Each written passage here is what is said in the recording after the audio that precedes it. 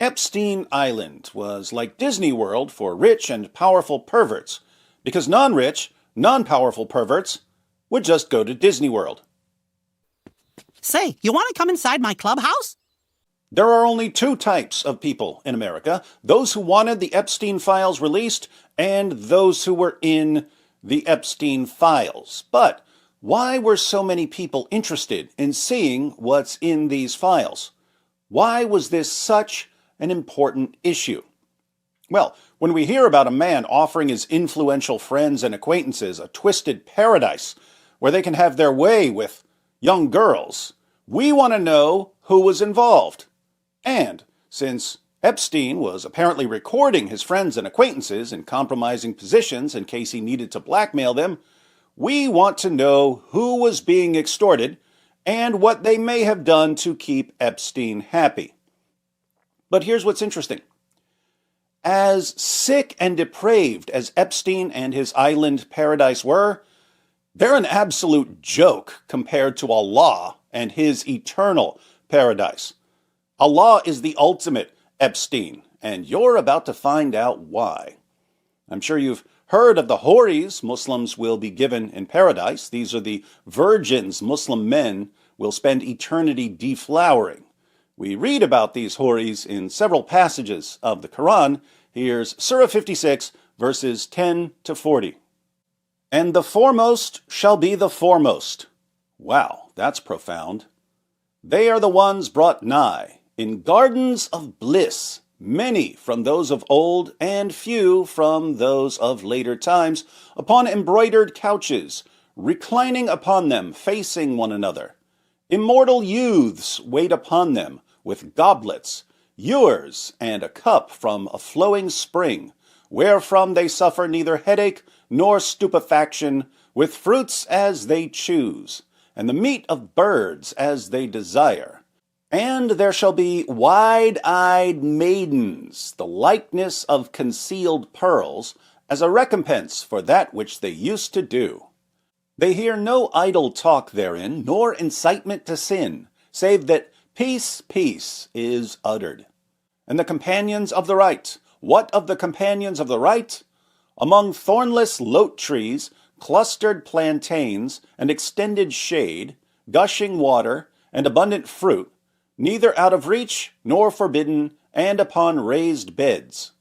Truly we brought them into being as a new creation, then made for them virgins, amorous peers, for the companions of the right, many from those of old, and many from those of later times. So, we've got the wide-eyed maidens who will be virgins. In his commentary on this passage, Ibn Kathir quotes Muhammad for more detail. The Messenger of Allah said, "In paradise, the believer will be given such and such strength for women." Anas said, "I asked, 'O Allah's Messenger, will one be able to do that?' He said, 'He will be given the strength of 100 men. Just don't ask him how you get the strength of 100 men. Am I right? Someone else asked, "O Allah's Messenger, will we have sexual intercourse with our wives in paradise?" He said, "The man will be able to have sexual intercourse with 100 virgins in one day." If you're wondering how Allah's not going to run out of virgins, keep in mind, He's the best of planners. Here's what He's going to do. Every time you have sex with one of your virgins, Allah will turn her back into a virgin. As we read in Tafsir Jalalain, Quran verses in bold, explanation not in bold, "Verily, we have created them with an unmediated creation, namely the wide-eyed houris. We created them without the process of birth and made them virgins, immaculate. Every time their spouses enter them, they find them virgins, nor is there any pain of defloration." That's thoughtful. This is how a Muslim man can have sex with 100 virgins every day. Allah keeps restoring their virginity over and over and over forever. But what else do we know about these virgins? Turns out there's an interesting verse of the Quran that talks about their breasts, but the verse gets translated in very different ways. Here's Arbery's translation of Surah 78, verses 31 to 34. Surely, for the God-fearing awaits a place of security, gardens and vineyards and maidens with swelling breasts, like of age, and a cup overflowing. Arbery translates this as maidens with swelling breasts. There are Muslims who think this verse is about large, fully developed breasts, and they'll say this means that the women are fully grown, somewhere around 33 years of age. But other translations say something quite different. Here's M.H. Shakir's translation. Surely, for those who guard against evil is achievement, gardens and vineyards and those showing freshness of youth equals in age, and a pure cup. Shakir doesn't even mention breasts. Why is that? Well, as Muslim scholars have explained, Surah 78 verse 33 isn't about swelling breasts. It's about a stage of development. The verse is about girls with budding breasts. Their breasts are just starting to form. This is why Shakir translates it as those showing freshness of youth who are all the same age. But don't take my word for it. You can find this in various commentaries, but the Muslim scholars at Islam QA have put together a nice article for us. The article begins by pointing out that to understand the verse, you have to learn how the expression is used in Arabic. Then the scholars explain. Based on that, we say to you that with regard to the literal translation of the word kawa'ib, that's the word Arbery translated as swelling breasts because he didn't understand how it's used in Arabic, it is the plural of the word ka'ib, which refers to a female with developing breasts, as it says in Majmal al-Lugha. Ibn Faris, may Allah have mercy on him, said, Kab comes from a sound root that is indicative of a thing beginning to develop and emerge. From the same root comes the word kab, which refers to the ankle, which is the bone on the two sides of the lower leg where it meets the foot. And the word Kaaba, which refers to the house of Allah, may he be exalted. It is so called because of its prominence and its square shape. A woman is described as a ka'ib when her breasts begin to develop. And here are some sources.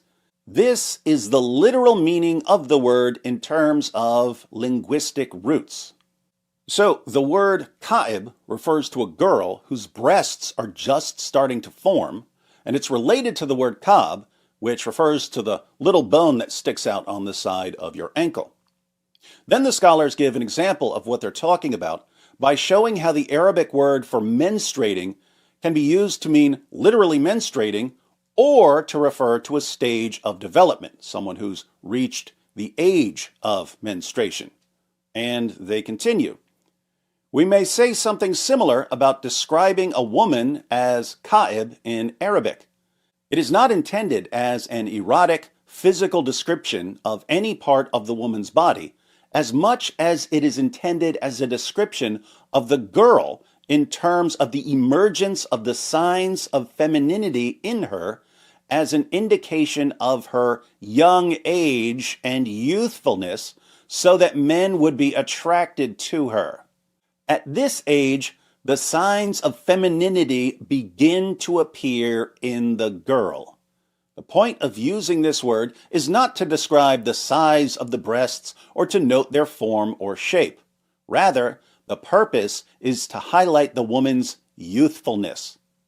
Ibn al-Jawzi, may Allah have mercy on him, said, the woman is a tifla, little girl, when she is small, walida, when she begins to walk, then a ka'ib, when her breasts begin to appear, then a nahid, when they increase in size, then masr, when she reaches the age of puberty, then khawd, when she reaches the age of a young woman.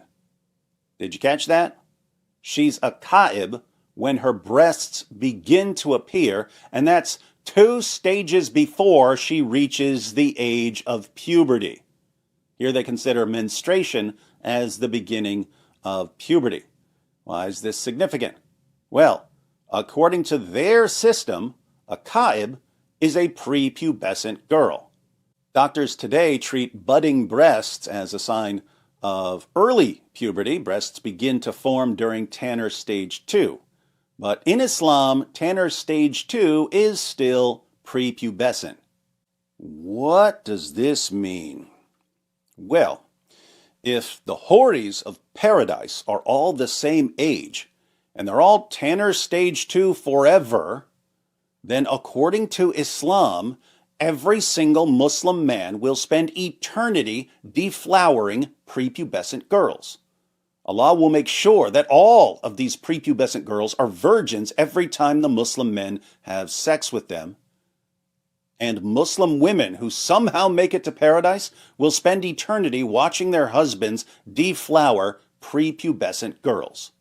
Allah is therefore the infinite Jeffrey Epstein, and his paradise is the infinite Epstein Island.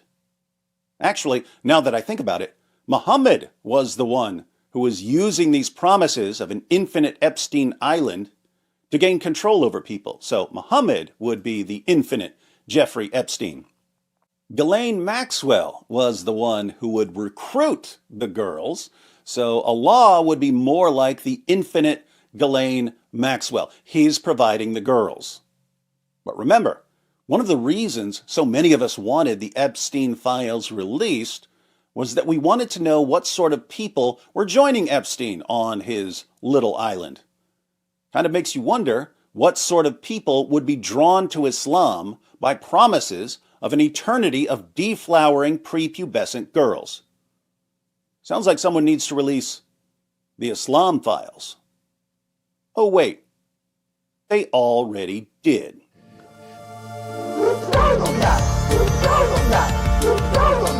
It just backfired on you. It just backfired on you. This is a part of a religion. There's a reason to it. Yeah?